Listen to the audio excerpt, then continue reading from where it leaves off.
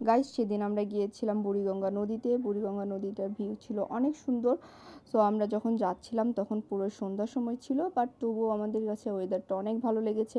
সানটা যদিও হালকা ছিল, আর সারাটা দিন ওয়েদারটা ছিল একটু সান ছিল না এরকম টাইপের। সো এই যে আমি তারপর বুড়িগঙ্গা নদীতে গিয়ে একটা নৌকাতে চড়ে গেলাম ওই পাশটাতে যাওয়ার জন্য। এই তো যেতে যেতে আমি একটু পানিতে মজা করে হাত দিয়েছিলাম, বাট পানিটার স্মেল ছিল এত বাজে যে যেটা বলার মতো না। পরে আমি স্মেলটা নিয়ে বলি আমি এই হাতটা দিয়ে এখন কি করব। এক্স্যাক্টলি আমি ভাবতেছিলাম যে এই হাতটা দিয়ে আমি খাবো কি করে। তারপর আর কি, আমি তো আগে বুঝতেই পারি নাই যে বুড়িগঙ্গা নদীর পানি এতটাই বাজে হবে। যদিও আগে জানতাম যে এতটা বাজে, কিন্তু কখনো ভাবতে পারি নাই যে এরকম হবে। যাই হোক, এরকম একটা জিনিস ফেস করলাম। তারপর এই যে আপনাদেরকে দেখাচ্ছিলাম একটু বুড়িগঙ্গা নদীটা আশেপাশে। আর এখানে কিন্তু অনেক সুন্দর সুন্দর নৌকা থাকে যেগুলো হচ্ছে মাঝিরা চালায়। সো আমার এই দিন যদি যাই তাহলে অবশ্যই এই মাঝি যে নৌকা চালায় তাদের মাঝি এক্স্যাক্টলি সেই নৌকাটাতে উঠবো। দেন হচ্ছে আমরা ওই পাশটাতে যাব, দেখব একটু কীরকম থাকে।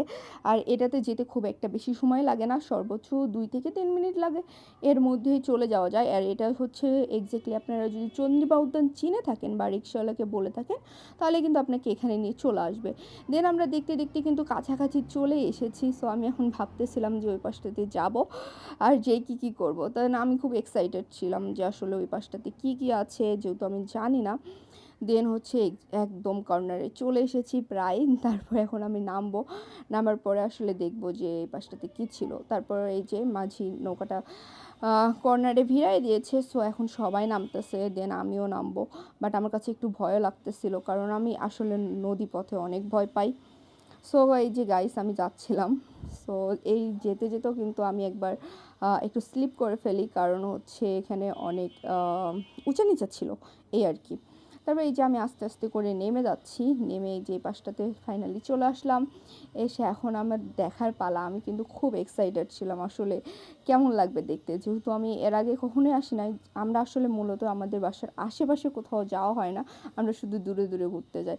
তারপর যখন আমি ফাইনালি এর উপরে চলে আসলাম, তারপর দেখতে পাই ওয়াও অনেক সুন্দর একটা ভিউ। আর এখানে ছিল অনেক কাশবন।